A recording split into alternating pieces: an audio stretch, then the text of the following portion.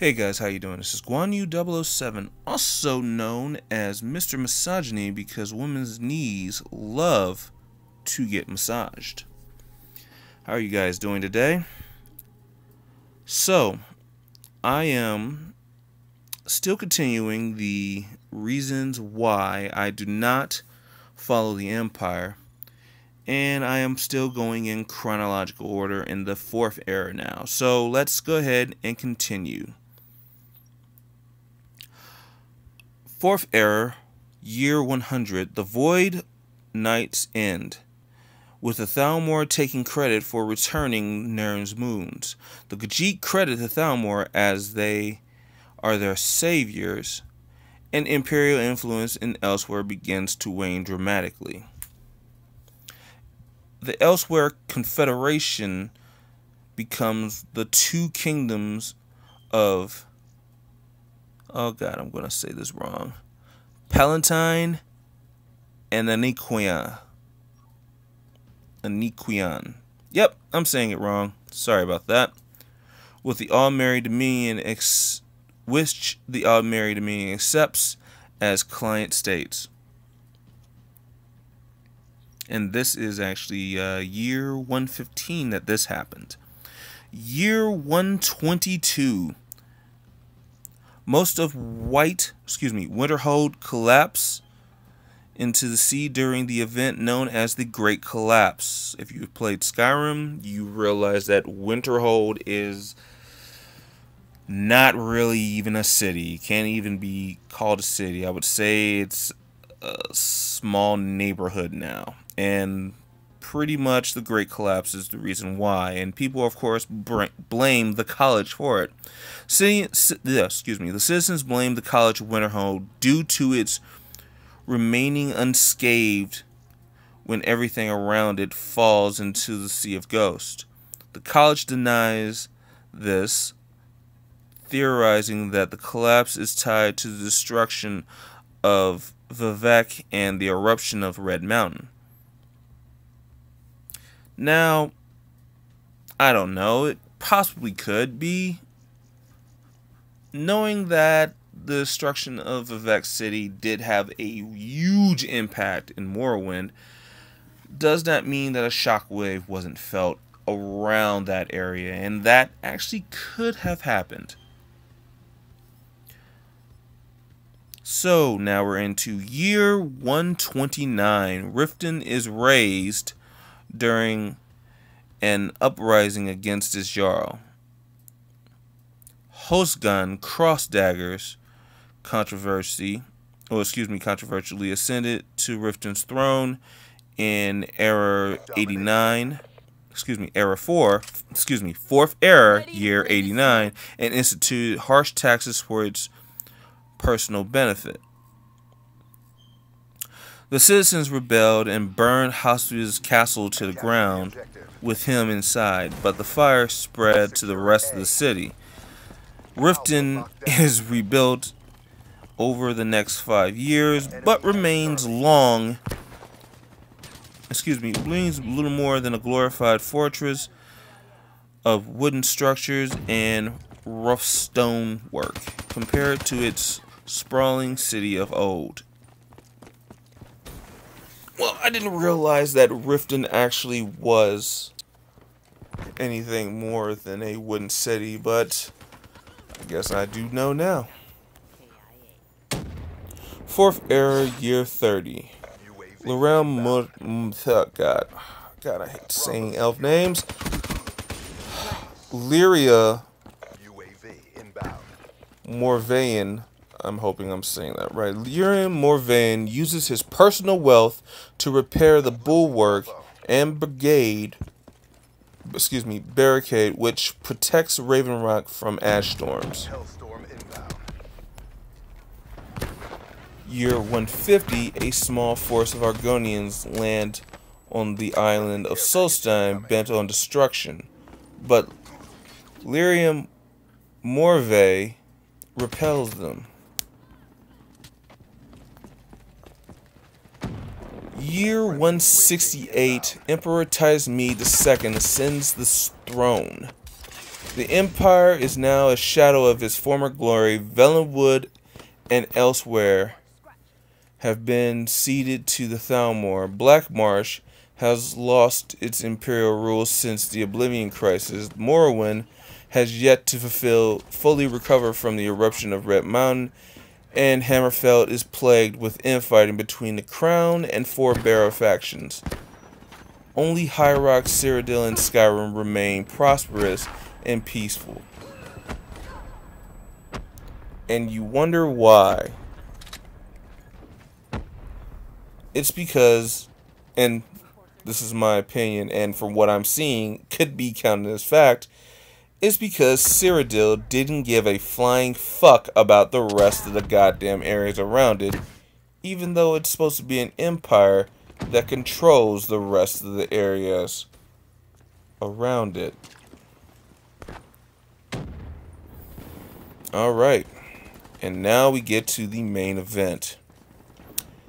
Fourth Era, year 171. The Great War begins with the armies from the Altmerry Dominion invading the Imperial provinces of Hammerfell and Cyrodiil.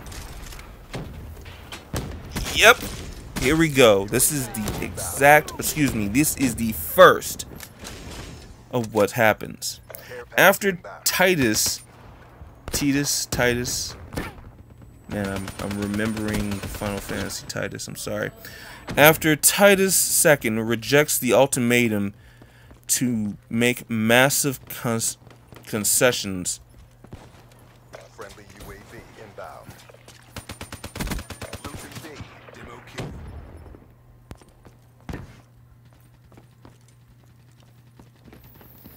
Alright, just making sure I said that word right.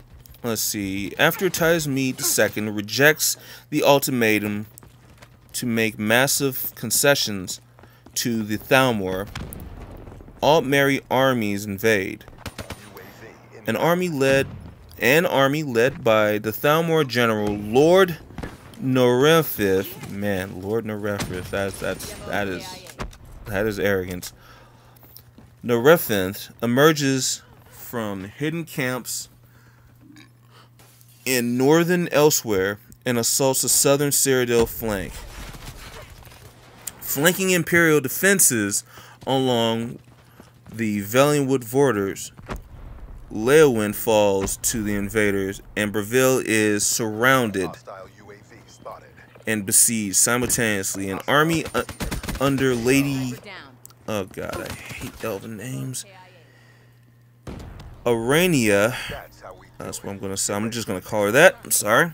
I hate elven names. I hate when they have them like this, and this is really agitating me.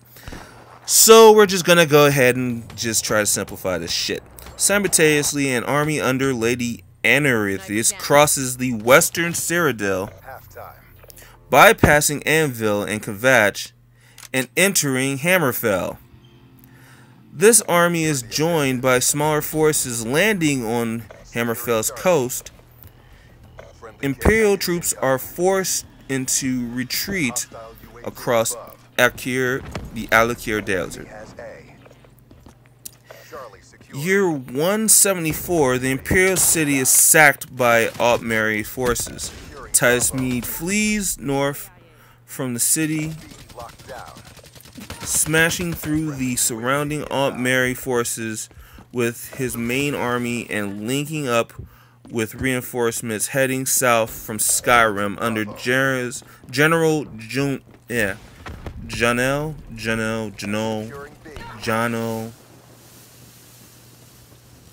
Alright. The Imperial city falls to the invader. The Imperial palace is burned. The white gold tower is looted, and the Altmerry commit many atrocities against the defenseless populace.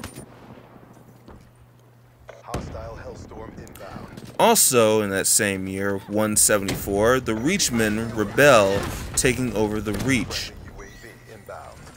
With the Empire busy fighting the Thalmor, Markarth is left undefended. The Reachmen take the opportunity to overthrow the Nords of the Reach, retaking the Reach easily. Changeover with relevant changeover is relatively peaceful, with only a few of the hardiest Nords landowners being put to death. Year 175, the Battle of the Red Ring results in the complete destruction of the main Altmeri force in Cyrodiil, a victory of the Empire precipitating the end of the Great War. The Imperial city is retaken, and Titus Meade's decision to withdraw from the previous year is vindicated.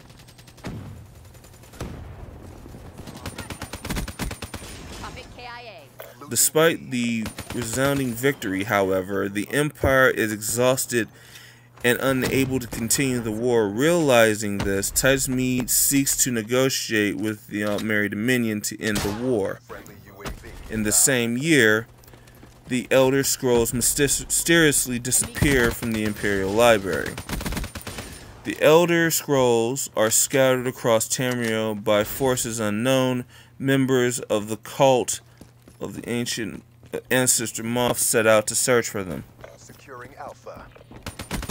The Great War ends with the White Gold Concordant. A peace treaty between the Empire and the Altmeri Dominion gives the Thalmor free range to stomp out the worship of Talos throughout the Empire and cedes to large sections of southern Hammerfell. Critics note that these terms are almost identical to the ultimatum that Titus Meade II rejected at the start of the war. That same year, Hammerfell leaves the Empire after rejecting the White Gold Concordant.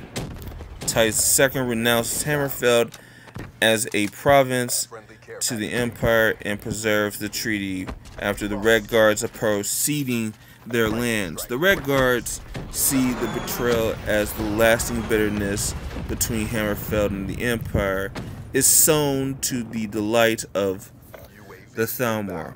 Hammerfell continues to war with the Altmeri Dominion for the next 5 years. A year after that, which is the after year of the war, which is Fourth Era 176, Ulfric Stormcloak retakes the Reach, instigating the Markarth incident. The Empire and the son of the deposed Jarl promised Ulfric. Okay guys, listen up real carefully, because this is very important. The Empire and the son of the deposed Jarl promised Ulfric Stormcloak free Talos worship in exchange for retaking the Reach.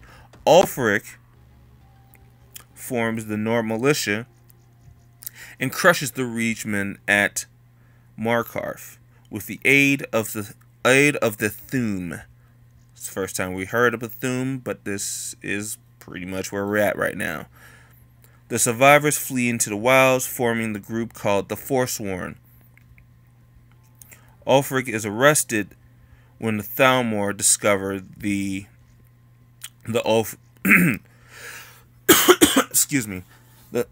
Ulfric is arrested when the Thalmor discover the open worship of Talos. Ulfric and his men are eventually released, but the incident kindles what will become the Stormcloak Rebellion. Domination. And I'm going to stop it right here. And I'll pick up a little bit later. But I believe we all know what's going to happen next. So this is Guan Yu 007 signing out. And cheers. Securing A. Enemy has Charlie. A secure.